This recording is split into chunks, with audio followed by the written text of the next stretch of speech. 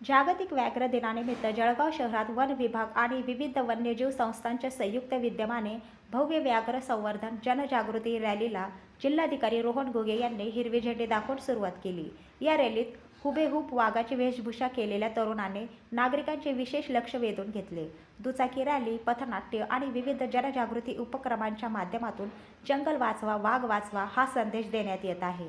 जळगाव शहरातून सुरू झालेली ही रॅली मुक्ताईनगर तालुक्यातील ठाणा गावापर्यंत तब्बल 120 किलोमीटर प्रवास करणार आहे।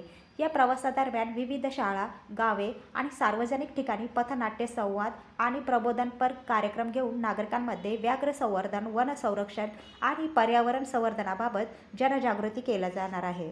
वन्यजीवांचे संरक्षण ही काळाची गरज असून व्याघ्र संवर्धनासाठी प्रत्येक नागरिकाने पुढाकार घ्यावा, असे संदेश या अनोख्या रॅलीच्या माध्यमातून देण्यात आले।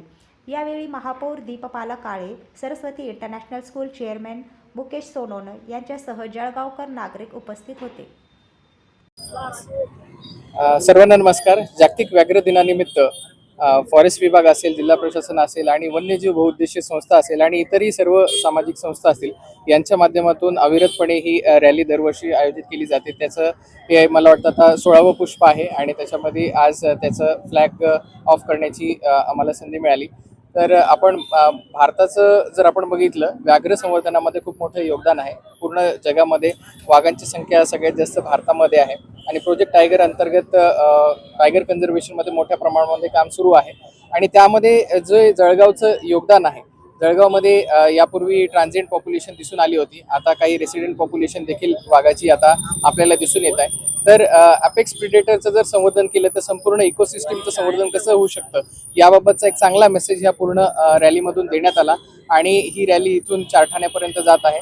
त्यामध्ये विविध जिल्ह्यांमधून आणि काही इतर राज्यांमधूनही जवळपास 150च्या आसपास हे व्याघ्र दूत यामध्ये सहभागी झालेले आहेत आणि ह्या रॅलीचा फ्लॅग ऑफ करण्यासाठी आपल्या शहराच्या प्रथम नागरिक महापौर मॅडम असतील, उपमहापौर साहेब असतील, पोलीस अधीक्षक साहेब असतील, DCF साहेब असतील आणि इतरही सामाजिक संस्था आहेत, या सर्व सहभागी झाल्या होत्या। यामध्ये भरत आंबळकर साहेब देखील सहभागी झाले होते, इतरही सर्व लोक यामध्ये सहभागी झाले होते आणि एक चांगला मेसेज जो आहे तो संपूर्ण जळगावमध्ये असेल आणि इतरही पूर्ण ठाण्यापर्यंत येणाऱ्या सर्व जिल्ह्यांमध्ये, सर्व गावांमध्ये हा देण्यात येतो आहे।